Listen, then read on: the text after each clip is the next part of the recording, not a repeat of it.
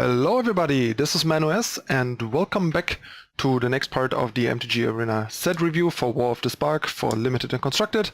Yesterday I had to skip one day because I was too busy, but today we're back on, even though fairly late, but we are back. So time to talk about the other half of the red cards for Limited and Constructed. And before we do so, you know the drill. Hit the subscribe button, turn on the notification icon to not miss out on future content if you're new to the channel and haven't done that already, and please consider whitelisting YouTube on your adblock to help support us content creators. And now on to the cards. Alright, so first we have Heartfire. It's a 2-mana instant.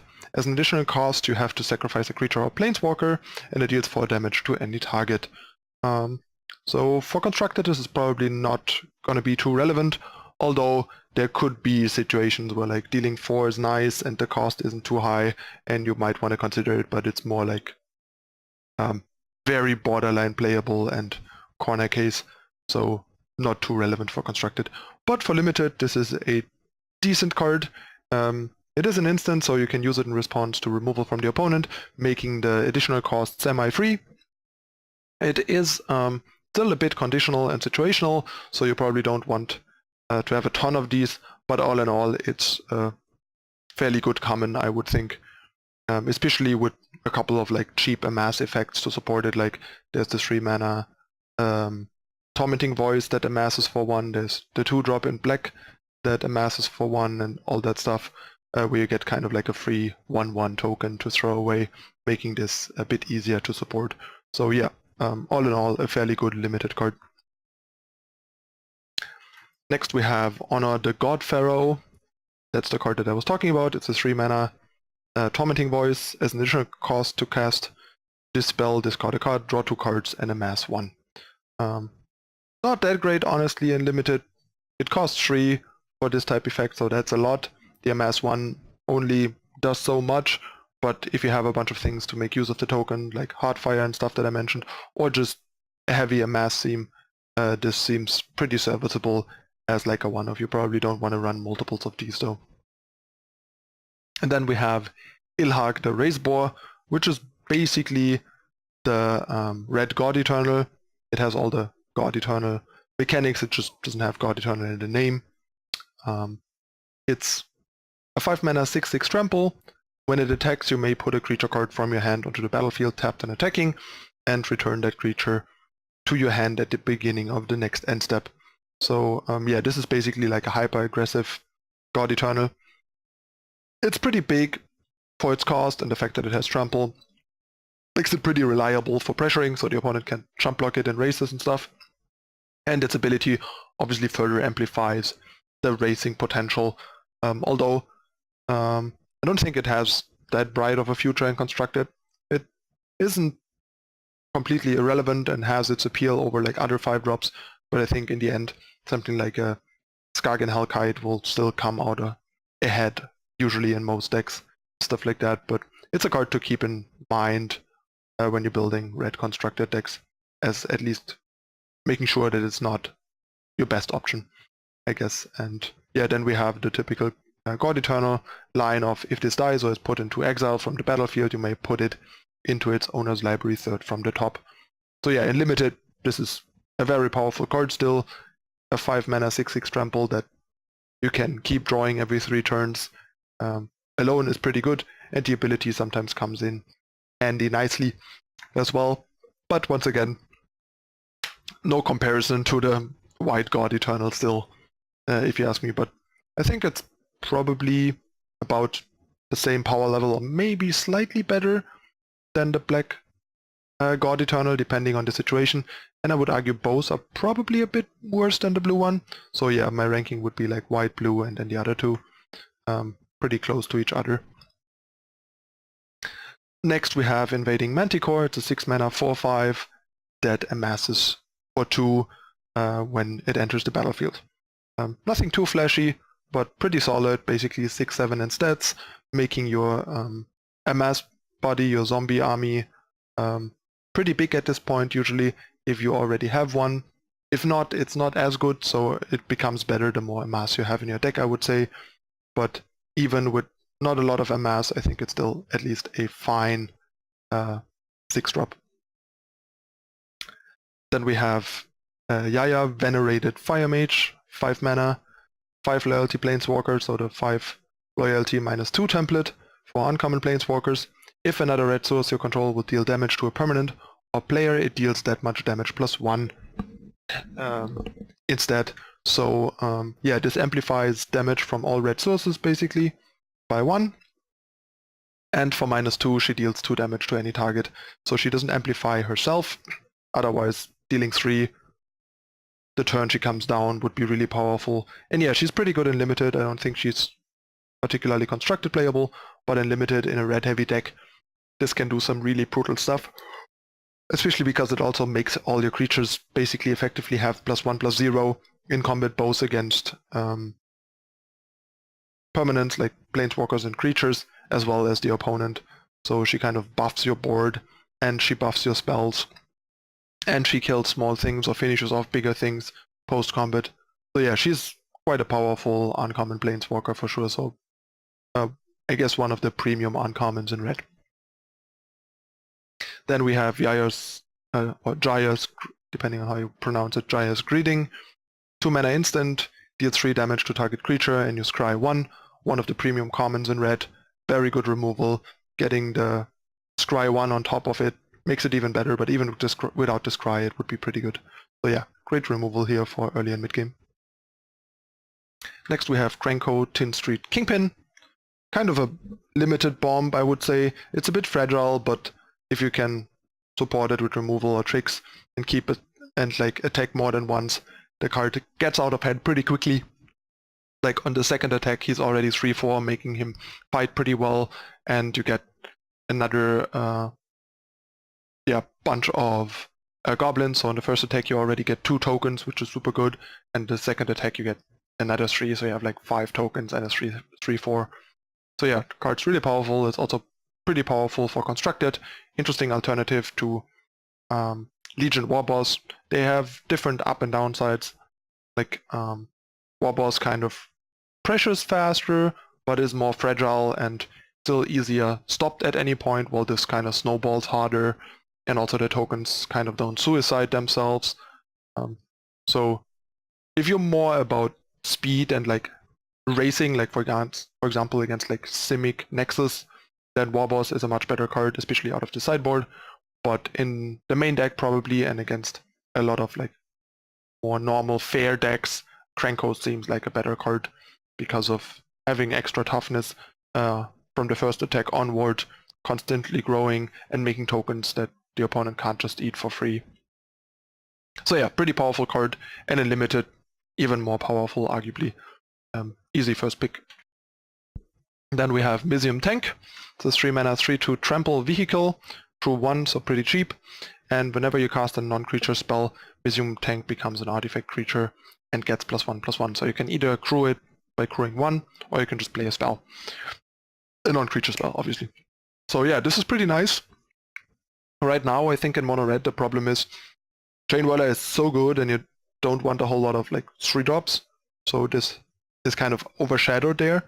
But once Chain Whirler would leave standard, this seems like an amazing 3-drop for mono red.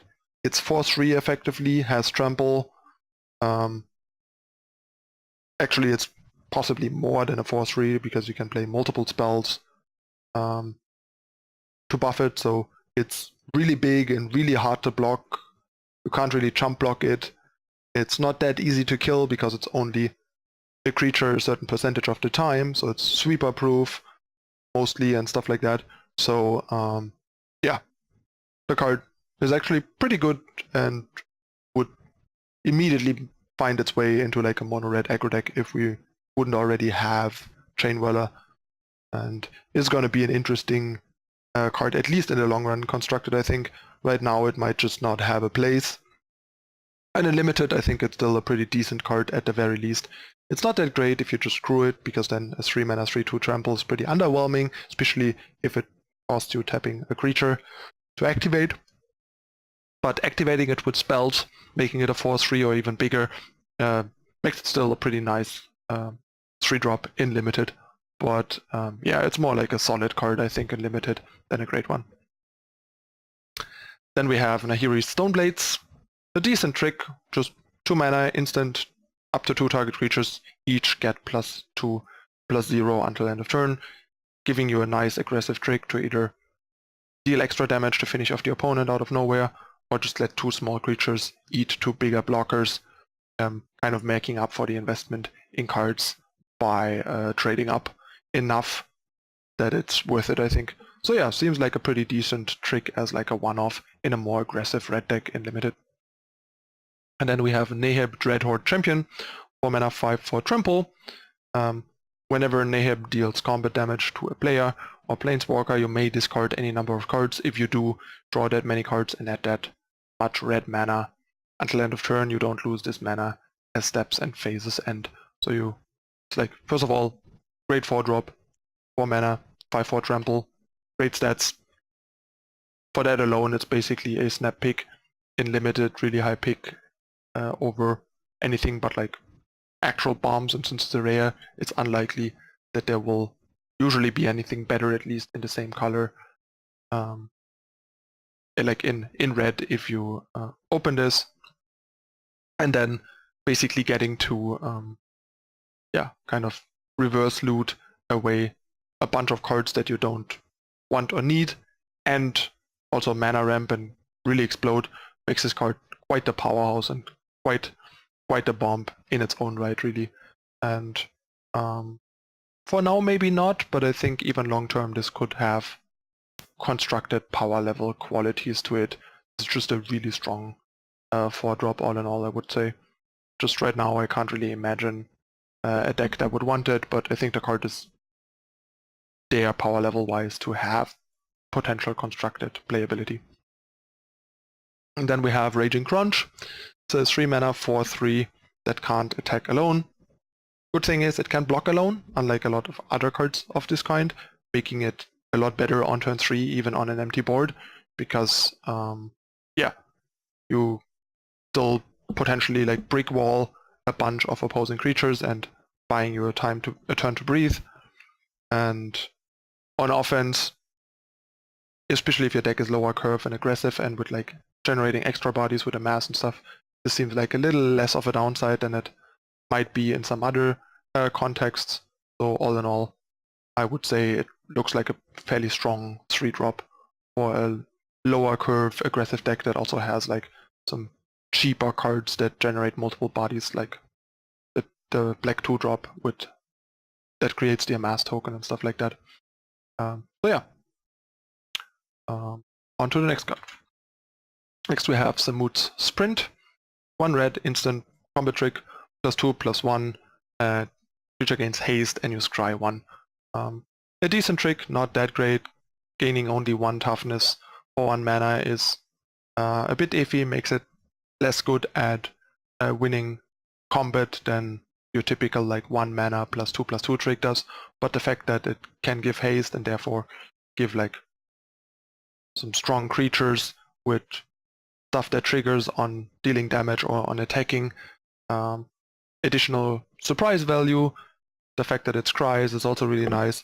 So it's, in the end, all things considered, kind of on a similar level as your typical like 1 mana +2/+2 with minor upside type trick, which especially in more aggressive red decks makes this a pretty nice card to have, I think. And in Constructed, this also has nice implications just because it's a cheap haste giver that also gives you card selection and extra damage, making this a great card for the like feather kind of tempo heroic style decks that people are experimenting with. And I'm pretty sure there is a good archetype there in some form, just needs to be figured out. Then we have Sarkhan the Masterless. It's a 5 mana 5 loyalty planeswalker. Whenever a creature attacks you or a planeswalker you control, each dragon you control deals 1 damage to that creature. For +1, each planeswalker you control becomes a 4/4 red dragon and gains flying. So if you like a planeswalker heavy deck, you can just play this +1 and attack with those. Also keep in mind that this isn't until end of turn, so all your planeswalkers become creatures permanent, which exposes them to spot removal, but it also allows them to attack and block, and allows them to trigger Sarkhan's ability. So either you play him and make him a 4/4 dragon with 6 loyalty, which is pretty good, or you play him, -3 him, and make him a 2 loyalty planeswalker that also comes with a 4/4 dragon creature token. And yeah, that is a pretty brutal planeswalker, like one of the top rares in the set, quite a bomb, and really, really hard to beat if you just don't get rid of it right away. And it's not even that easy to get rid of right away either. So yeah, but be careful with the +1. +1ing it can give your opponent the best opportunity to get rid of it that they otherwise might not have. Also, it's kind of cool. Maybe it's just me, but Sarkhan in this artwork looks a whole lot like Mickey Rourke in Iron Man 2, even with like the white hair strand and stuff. He looks like the Russian supervillain from Iron Man 2. I guess some people won't be able to unsee this now. You can't blame me. You're welcome. Next we have Sarkhan's Cassavas. 5 mana instant, deals 5 damage to a player or planeswalker, so it's basically just an instant lava axe that is adjusted for planeswalker heavy metagame. In the past, lava axe could kill planeswalkers anyway. Since that change, it couldn't anymore because they didn't add the planeswalker clause to lava axe. But this one is basically a modern version that also can kill planeswalkers again and is an instant. And especially in this format, if your deck is reasonably aggressive, I think, at least as a one-off, this seems like a pretty nice card to have, both as a finisher and as an answer for planeswalkers, and a decent sideboard card for planeswalkers. Then we have Spellgorger Weird. It's a 3 mana 2/2, and whenever you cast a non-creature spell, put a +1/+1 counter on Spellgorger Weird. Making this actually pretty strong. 3 mana 2/2 is obviously not great, but once you put a counter on it, the next turn it becomes already pretty solid, and once it gets the second counter it becomes really good, and from there on it just becomes a powerhouse. Also, note that the other Spellgorger, the blue one, is all here in the bottom right corner, and this one was in the bottom right corner in small on the other Spellgorger's artwork. So that's kind of like a neat duality here with these two, and they're both clearly like Izzet type spells matter cards. So yeah, especially in like a spell heavier deck, this seems like a really, really good common creature, in my opinion, in limited. Not a constructed card though. And then we have Tybalt, Rakesh Instigator, 3 mana, uncommon planeswalker, the -2, 5 loyalty template. Static ability, your opponents can't gain life, so might be a nice constructed sideboard card for that matter, like a mono red. And the -2 ability is pretty solid. You create a 1/1 red devil creature token, which when this creature dies, it deals 1 damage to any target, making this a pretty solid card in limited at the very least. And then we have Tybalt's namesake, Tybalt's Rager, the 2 mana 1/2 that also has the devil ability. When it dies, it deals 1 damage to any target, and for 2 mana you can give it +2/+0. We had a similar card in, I think, Ixalan it was. It was a 1/2 dinosaur with trample, I think, that didn't have, that basically had trample instead of the die trigger, and that had the same 2 mana +1/+0 until end of turn effect. And that was pretty solid for common. This is slightly better because the +1 damage thing at a 1 damage when it dies is quite a nice upside, but for an uncommon it's not that great, probably. Maybe I'm undervaluing it a bit. It's a solid 2-drop, solid uncommon 2-drop, especially because it can kind of act as a 2/2, which is a big upside. You don't need mana, you can play it on turn 2, and if the opponent attacks with its 2 toughness attacker, you can just put it in front and trade, something that the 1/2 common dinosaur, for example, couldn't, making it significantly more sort of mana and tempo efficient than the other card. But just a solid card that I think you're usually going to play in any red deck, but not a super high pick probably. And last but not least, we have Turret Ogre. It's a 4 mana 4/3 reach, which is pretty nice. Like, flyers can be quite problematic in red decks depending on the color pairing, and reach is something we almost never see in red. So seeing like a red, medium-sized red reach creature that can block at least all like the 2-attack flyers in the game without dying to them is pretty nice. And when it enters the battlefield, if you control another creature with power 4 or greater, Turret Ogre deals 2 damage to each opponent. So it also adds some nice damage. But if you play it on curve, most of the time you won't get the trigger anyway. But a 4-mana 4/3 for 4 is still pretty decent. The reach really gives it some unique value that a 4-mana 4/3 with some minor ability usually wouldn't have in Limited, and would be more of a filler. This is a bit better than the average 4-mana 4/3 in Limited, I think. Alright, that concludes the second half of the red cards. Hope you guys still following the series. Let me know in the comments what you think. If you enjoy it, hit the like button, share it with your friends. Let me know if there's anything I could change or improve in the future. And of course, subscribe to the channel down below for more if you haven't. Turn on the notification icon to not miss new content when it goes live. And of course, please consider whitelisting YouTube on your ad block. This really helps my channel and every other channel you are watching. It's a great way to support us content creators for free by just dedicating some time to ads rather than blocking them. Alright, that's it again for this time. I'll see you next time with the first half of the green cards. I'm your host ManuS. Thank you for watching. Bye.